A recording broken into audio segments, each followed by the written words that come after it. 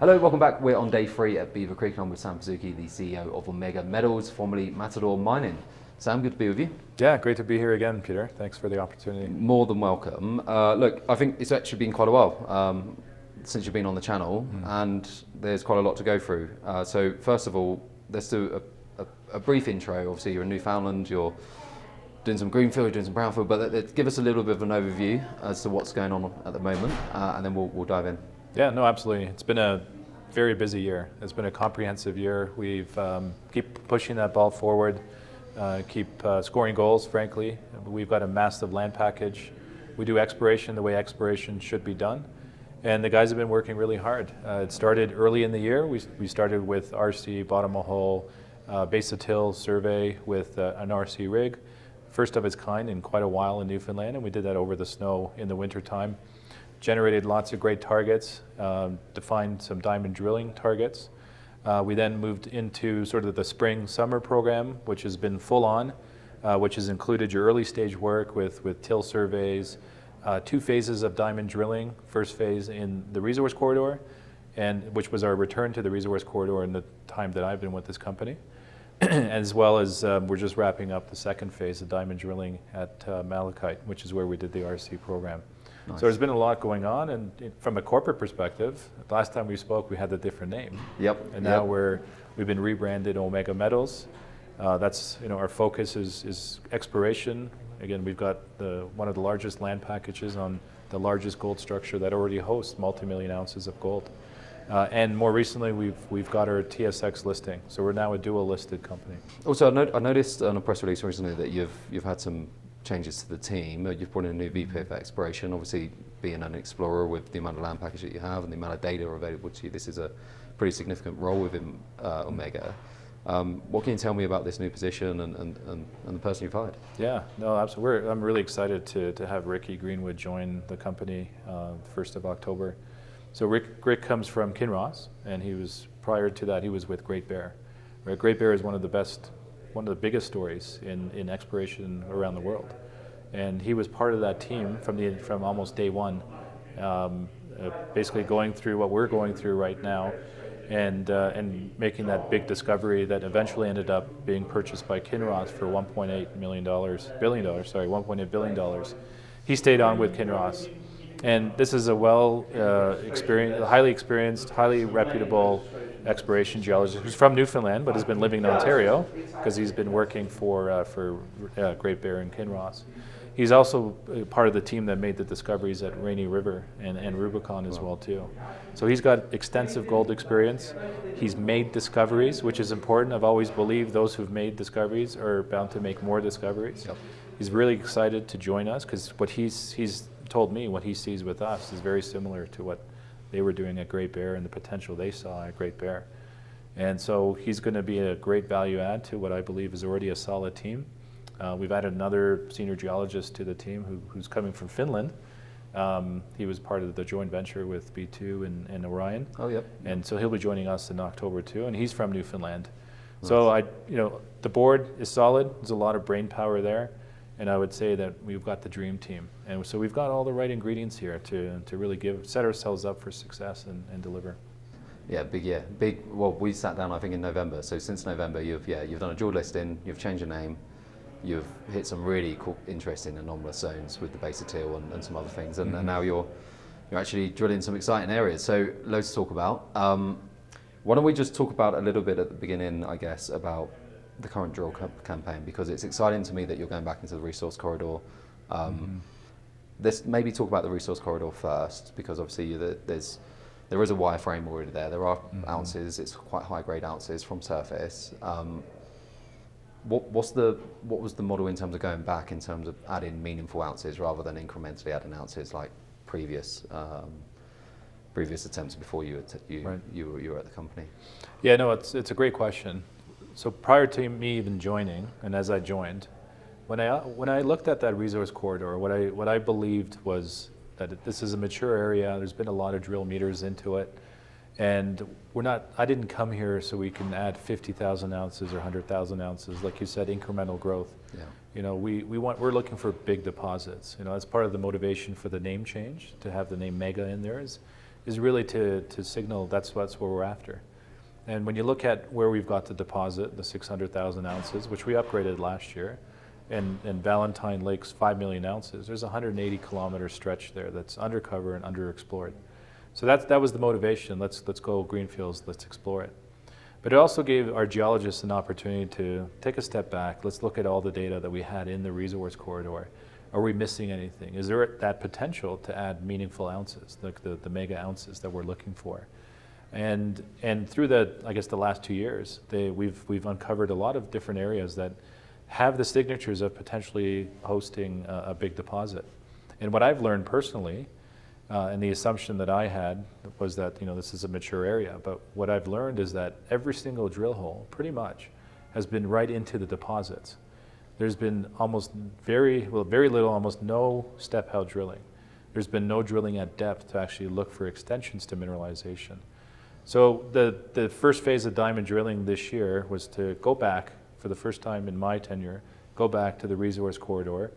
Let's test some of these targets out. Not a big drill program, it was 1,900 meters, so not a big program, but let's look for down plunge extensions to central zone. We released those just a couple days ago, and there is mineralization that's been extended. We had some decent grade widths, the gram widths that were there, and we drilled the deepest hole ever drilled at central zone, which was 600 meters deep. We went along strike, we tested the footwall, we tested a new package of rocks that we identified through the analysis that I mentioned. There weren't any significant results, but there were definitely some pathfinder halos that indicate that there is a potential system there. So the follow-up is let's look for extensions to mineralization. Let's test that new area, which is part of a Strawberry Hill granite. And then there's 10 to 15 kilometers of ground within the resource area that has not seen a single drill hole, that hasn't had any exploration on it. And what we're seeing is that there's potential areas of blowouts. So there's a lot of potential still, even within the brownfields of our portfolio. Okay, and tell me what that looks like at the moment, because obviously you said you found some extensions and some decent widths, decent grade. What's the next step for the resource corridor? Are you still drilling there at the moment? And if not, when are you next planning to get on there? Is this now more about doing that step out and testing that 15-kilometer structure? Is it more about going deeper? What's the mindset in the team and the geologists at the moment? Yeah, so I mean, we systematically explore, and we've got a bunch of targets across the entire portfolio, and we're getting a lot of data through that work that I just described with the diamond drilling, plus the greenfields data from the diamond drilling, till surveys, et cetera.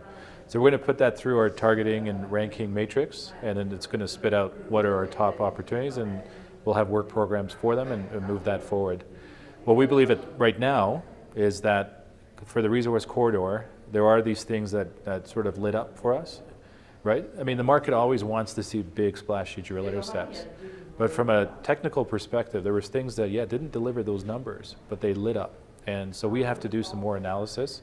As an example, we were drilling in Central Zone, and we hit the Window Glass Hill granite, which is a completely different deposit. So we found that same structure, the same granite at Central Zone now, and that extends that package of rocks, or that granite. So we have to understand, what does that mean and what's the potential of that.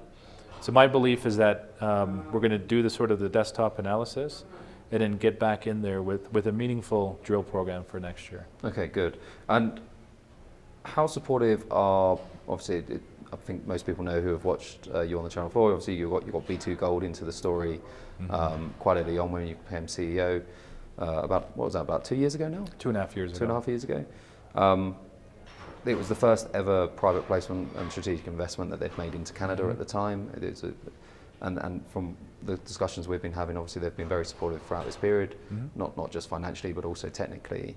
How involved are they still with the project, and how involved are they with delineating new targets and sort of coming onto side and really sort of lending their expertise as well?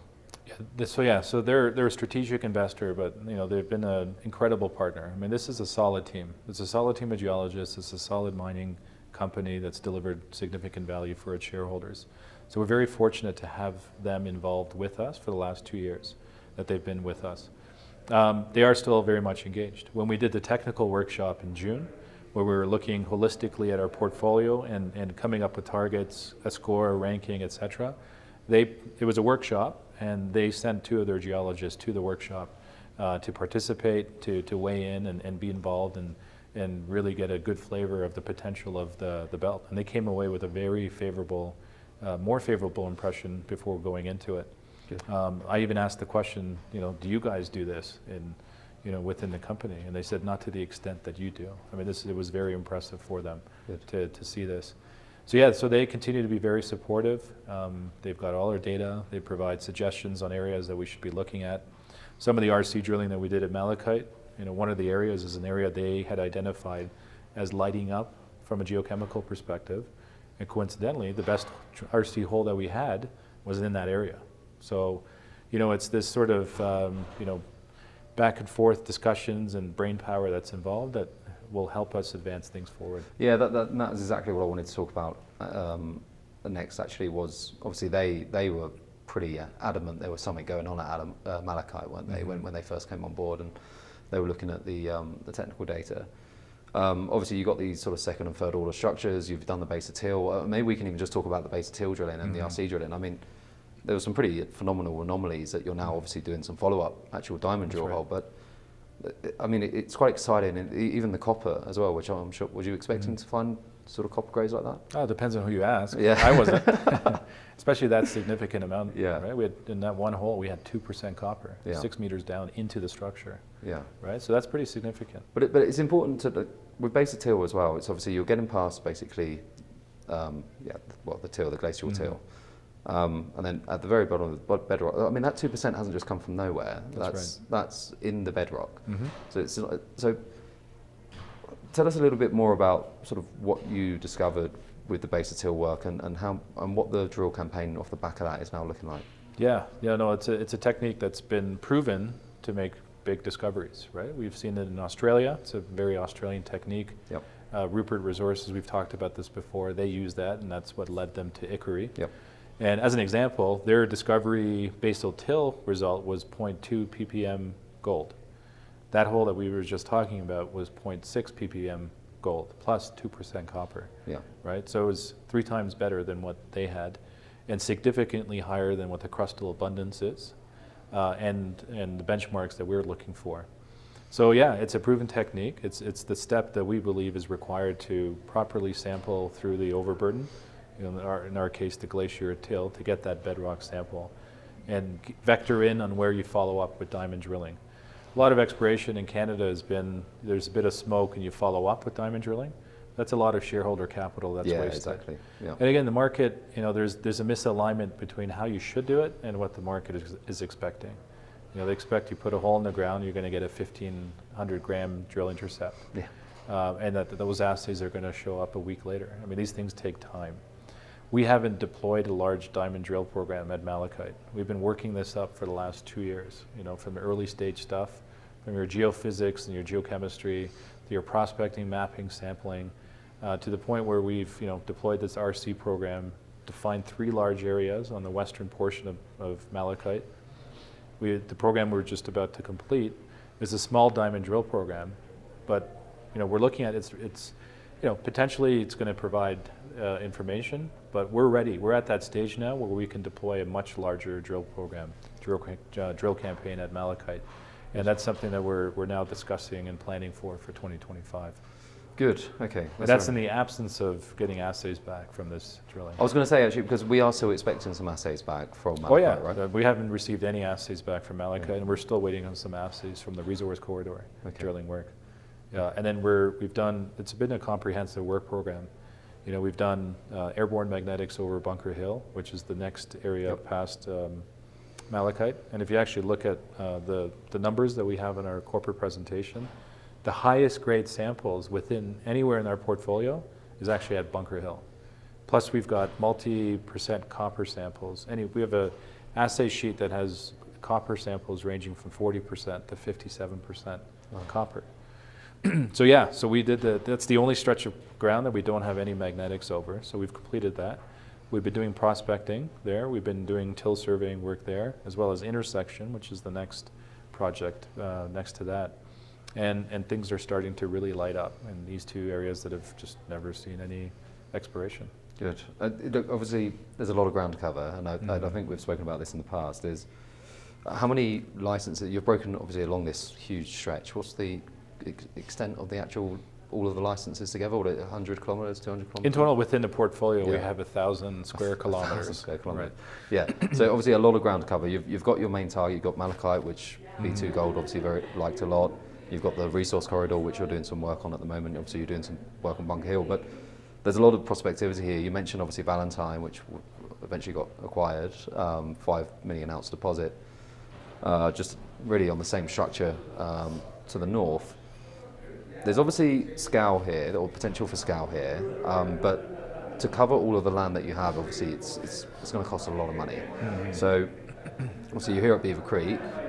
I assume part of this is talking to corporates and finding other people who can help you, potentially JV or how are you looking at that possibility and how are those conversations going in terms of getting some partners in to potentially help you on some of the other land packages that you have? Yeah, I mean, let's be frank. Our portfolio should reside within a much larger company. Yeah. This is something that a larger company should own. I mean, it's the largest gold structure in Newfoundland. Like you said, you got Calibre with its 5 million ounces at Valentine Lake. We've got our starter resource, and there's, again, lots of opportunities to add ounces. And you got a 180 kilometer stretch between the two deposits, which are the two gold showings on the structure, that are undercover, underexplored. So yeah, it's a big land package for a company like us to properly fund in terms of the exploration that's required. That's why we need to be focused on what we do. That's why we need to work up targets. Make sure that we go through the proper prioritization and ranking process, have work programs that are reasonable, that we can advance forward, and be willing to walk away. We look at our portfolio, and we're not real estate agents. We're here to make the next big discovery in Newfoundland. We're ready. We're there to make the discovery of Valentine 2.0, basically. So we will drop ground if we need, and we'll add ground as we need. We're at Beaver Creek. We've had a full schedule. It's been full on for 3 days now. We've got a half a day tomorrow. We've had over 40 meetings, half of which has been with corporates. Corporates should have a look at us. We have what they should own. I came from a corporate. Had I known the existence of this company, I would have wanted it. I would have wanted to snatch it up. So I'd say that the feedback has been very positive. It's been very constructive. Everybody recognizes the potential of what we have. It's getting harder to find new big deposits, right? Yeah. And you're going to have to go to jurisdictions that are not desirable. This is one of Fraser Institute's highly ranked jurisdictions. It's in Canada. It's underexplored because there's a lot of cover, and people haven't explored undercover. And we've got a proven technique, a strong board and management team, great shareholders. We're backed not just by B2, but by several global institutions. And yeah, we're going to just keep doing the right things and looking to be the next Valentine, or make the next Valentine discovery. Good. One of the other things I did really want to touch on was Hermitage, because this is on the, obviously you've got the Valentine Lake fault, and then you've got the Hermitage flexure, right, which is similar, which I think is on the same fault line as Newfound Gold. And same domain, that's right. Yeah. But this is one of the interesting things about Hermitage, which we've spoken about before, is obviously it's the largest antimony anomaly in Newfoundland.